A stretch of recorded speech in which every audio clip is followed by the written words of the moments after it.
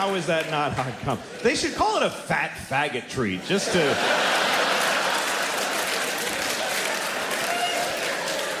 just to make us say that when we... Because we don't slow us down. We don't give a shit. Yeah, give me a fat faggot treat, please. Yeah, with a hot cum. Dude, I don't care. What do you think, I have integrity? I'm buying a Cinnabon right now. I'm buying a Cinnabon at the airport that I arrived at.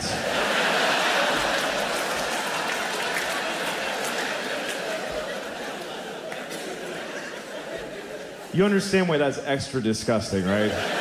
Because when you're leaving, if you're at your destination, you know, when you're at the airport, you're leaving, you can go like, oh, I gotta eat. I need food, and because I might be trapped in the sky forever, and I should eat right now.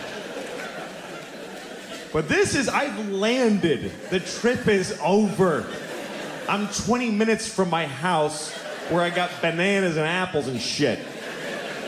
And I'm sitting on my luggage just fucking eating a Cinnabon with a fork and knife, just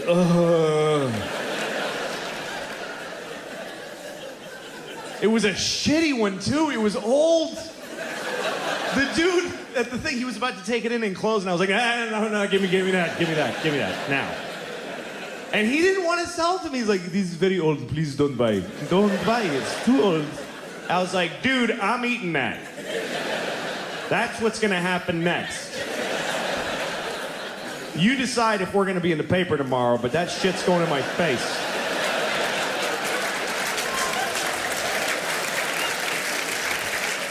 I already made the shitty decision. Don't ruin it. Just give me the jizz. Ooh, yes, thank you, Jim. Just drinking the jizz with my eyes closed. The Cinnabon jizz. Big fat faggot that I am.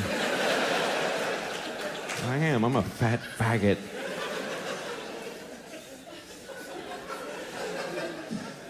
That is, you are what you are, you know. I mean, I'm 40 now, and that's, you know, I mean, I'm 40. I'm half dead, basically. 40's a weird age. You get to this point where, like, you're not old enough for anybody to give a shit that you're old. Nobody's like, I helped a 40-year-old guy today, and it felt really good to do something for him. Nobody spends their holidays delivering hot meals to 40-year-olds.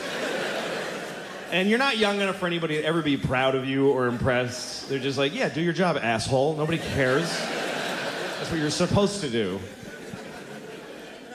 And the world looks at you, like when you're 40, if you go to the doctor, guess what? They don't try to fix anything anymore. They stop trying to fix shit. When you get to be 40, they just go, yeah, that starts to happen. They don't care.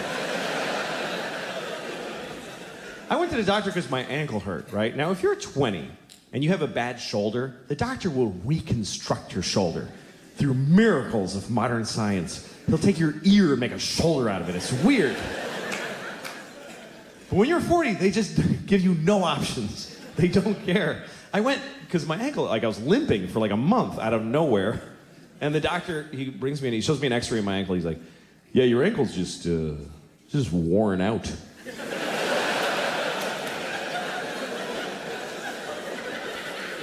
I was like, what do you mean, I injured my ankle? He's like, no, it's just shitty now. Just see that dark area? Ugh, it's all hardened. Yeah, they get like that. They're not good anymore. I was like, well, so just goodbye? Nothing? Is there nothing? You just, nothing? There's no, it's like an incurable shitty ankle. That's it. And he goes, well, there's things you can do. You can stretch. For a half hour a day, you should stretch your ankle. I was like, how long will that take to fix it? He's like, no, you just do that now. That's just a new thing you do until you and your shitty ankle both die.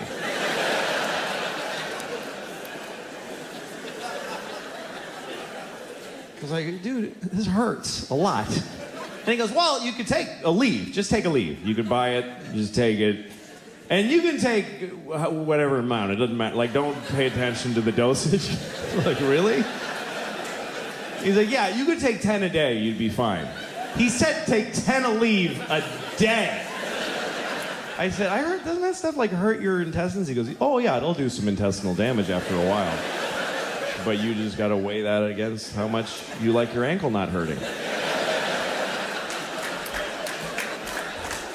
This is all totally true, by the way. This is exactly what happened. And at one point I was like, hey, what if I was like an athlete or something? He goes, you're not an athlete, so no to whatever else you were about to say.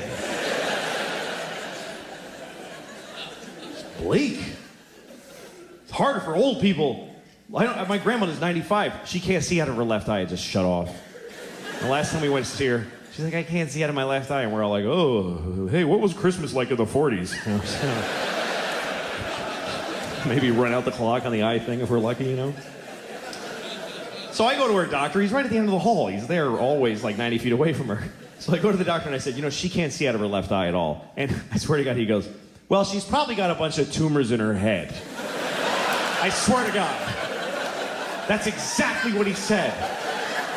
I remember it because I was blown away by how none of his education he applied to this particular diagnosis. He said that she's probably got a bunch of tumors in her head. He's a doctor and he called it her head. He almost said fucking head. I swear to God, like that's what he was thinking. She's probably got a bunch of tumors in her fucking head. Oh, who gives a shit? That old cunt will be dead in a week. I ain't gonna get up from my desk because of her eye.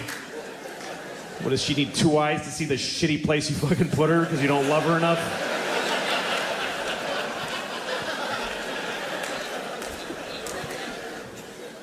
Anyway, I ain't there yet. I'm halfway there. 40-year-old guys are not good specimens either. We're not... Like, I have a friend who has a lot of young girlfriends. He always goes, and he goes a little too... They're too young. And it's not okay. You know, he brings them around, and you're like, oh, dude, don't. Like, literally point at her face and go, don't fuck her. That's awful. Because... And she's like, just bad, you know? But so he was gonna have sex with her one night, and he said he wanted to go all night. Like, he wanted to really last a long time. So he said, I'm gonna drink a lot of milk so I can have a lot of sex. He's like, who told you that mattered? And he goes, well, because you can come more if you drink milk. This guy actually thinks that, like, you run out of cum, but if you drink milk, your body goes like, oh, dude, that's perfect. Just send that right through. That's fine. Nobody will know the difference. Just go ahead and send it through. Run out of cum in a pinch, milk is fine. It does, it doesn't matter. Go ahead and send it right through. Spray it all over his cat's face, whatever he was doing. What? I'll cum on my cat's face. If she's watching, she's gonna get a face full of cum. She knows that by now. She knows. It's her fault now. Cum on my cat's face once, shame on me.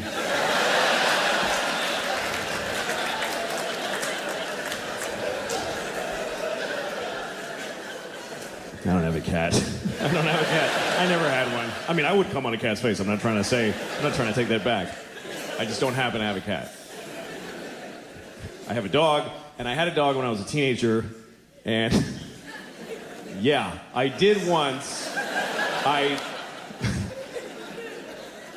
made my dog lick cottage cheese off my balls, which is something you now can't unknow. You just know it. I did this. And I only hesitated to start the sentence only because I wasn't sure whether to say that I let my dog lick cottage cheese off my balls or that I made him lick cottage cheese. And really, considering how much dogs love cheese, I think I made him an offer he couldn't refuse. I think that's probably the fairest way to put it. I remember it so clearly. And I remember the look on the dog's face. He was like, oh, fuck, dude, what's wrong with you? Why are you doing this to us? Just put it on a plate. Why do I have to lick it off your goddamn balls?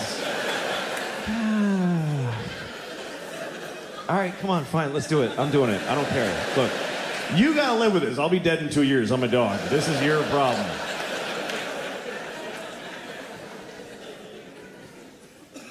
Sorry I'm being so negative.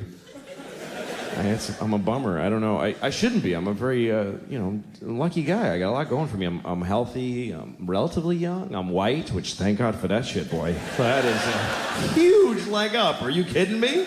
Oh, God, I love being white. I really do. Seriously, if you're not white, you're missing out because this shit is